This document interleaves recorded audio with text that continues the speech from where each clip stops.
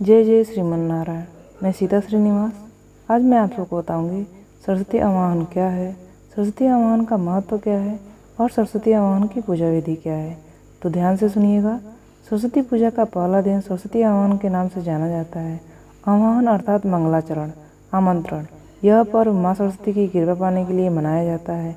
नवरात्रि के आखिरी 3 तिथि के दौरान सरस्वती आवाहन, सरस्वती पूजन और सरस्वती विसर्जन का विधान है। हिंदू पंचांग के अश्विन महीने के शुक्ल पक्ष की महासप्तमी तिथि को सरस्वती आवाहन मनाया जाता है। धार्मिक हिंदू शास्त्रों के अनुसार माँ सरस्वती का पूजन विधान स्पष्ट रूप से समझाया गया है। हिंदू शास्त्रों के अनुसार सरस्वती आवाहन का प्रावधान मूल नक्षत्र में किया जाता है और माँ का पूजन विधान पूर्वा आषाढ़ नक्षत्र में किया जाता है अथवा बलिदान पूजन उत्तरा आषाढ़ नक्षत्र में किया जाता है और विसर्जन श्रवण नक्षत्र में किया जाता है। महाराष्ट्र व दक्षिण भारत में सरस्वती पूजा सरस्वती आवाहन से शुरू हो विजयदशमी के दिन तक सरस्वती विसर्जन पर खत्म होती है। सरस्वती आवाहन का महत्व क्या है, ध्यान से सुनिएगा। हिंदू धर्म के अनुसार माँ सरस्वती संगीत, बुद्धि, कला व विज्ञान की देवी मानी जाती हैं।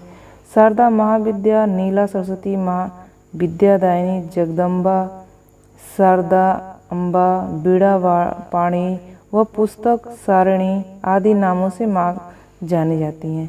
माँ सरस्वती के त्रिवेद देवी भी कहा जाता है। माँ सरस्वती को त्रिदेवी भी कहा जाता है, जिनका निवास ब्रह्मपुर में है। माँ सरस्वती चतुर्भुजाओं वाली हैं, जो हमेशा चमकदार श्वेत वस्त्र धारण किए रहती हैं। माँ सफ़ेद कमल पर विराजमान रहती हैं व उनका वाहन हंस है। भगवान ब्रह्मा ने माँ सरस्वती की सूझबूझ व ज्ञान की सहायता से ही ब्रह्मांड की रचना की थी। सभी श्रद्धालु व भक्त माँ का पूजन बहुत ही उत्साह व निष्ठा से करते हैं। माँ की स्तुति कर माँ से कामना करते हैं कि उनको सद्बुद्धि व ज्ञान की प्राप्ति हो और जीवन के हर लक्ष्य को पा सकें।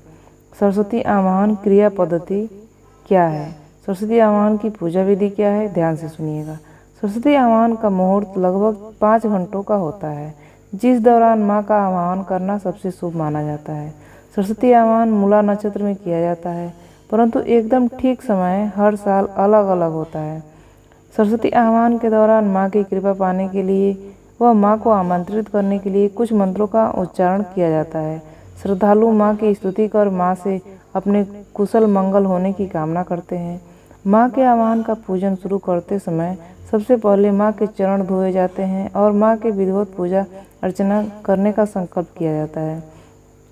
संकल्प लेने के पश्चात माँ को कुमकुम व चंदन से सजाया जाता है और इस प्रक्रिया को अलंकारम कहा जाता है।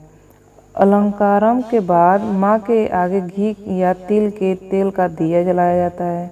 धूप अगरबत्ती जलाई जाती है। उन्हें पीले रंग के सफ़ेद फूलों की माला अर्पित की जाती है। इस शुभ अवसर पर माँ के लिए बहुत से नैवेद्य बनाए जाते हैं और उनका भोग लगाया जाता है। माँ का सबसे प्रिय रंग सफ़ेद माना जाता है, जिसे ध्यान में रखते हुए माँ को भोग में दिए जाने वाले सारे मिष्ठान सफ़ेद जैसे रसगुल्ले, खीर, बर्फी आदि बनाए जाते हैं। पूजा पूर्ण होने के पश्चात नैवेद्य और मिठाइयाँ सभी एकत्रित हुए श्रद्धालुओं में प्रसाद के रूप में वितरित की जाती है। प्रसाद वितरण के पश्चात माँ के भजन भी गाए जाते हैं। कुछ श्रद्धालु सरस्वती आवाहन के दिन व्रत भी करते हैं। व्रत करने से सभी उनकी मनवांछित कामनाएं पूरी होती है और उनका सारा कार्य शीघ्र पूर्ण होता है। ये जानकारी आपको कैसी लगी? इस तरह की जानकारियाँ पाने के लिए आप इस चैनल को सब्सक्राइब कर दीजिएगा। आपका दिन शुभ हो, आपका दिन मंगलमय हो। माँ सरस्वती की कृपा आप पर बनी रहे। इसी आशा और आशीर्वाद के साथ इस वीडियो को समाप्त करती हूँ। जय जय श्रीमन्नारायण।